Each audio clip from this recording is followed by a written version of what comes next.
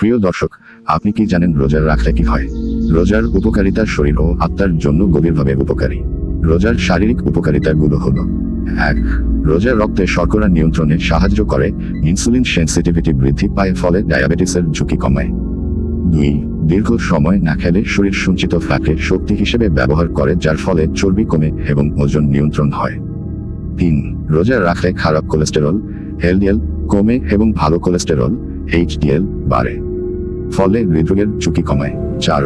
শরীর ক্ষতিগ্রস্ত কোষ ভেঙে নতুন কোষ তৈরি করে, ডিটক্স ও কোষ মেরামতের কারণে শরীর সুস্থ রাখে।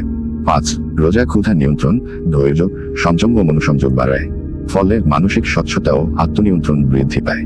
অটোফেজি শব্দের অর্থ সেলফ ইয়েটিং, অর্থাৎ শরীর নিজের ক্ষতিগ্রস্ত বা অপ্রয়োজনীয় কোষীয় অংশকে ভেঙে পুনর্ব্যবহার করে।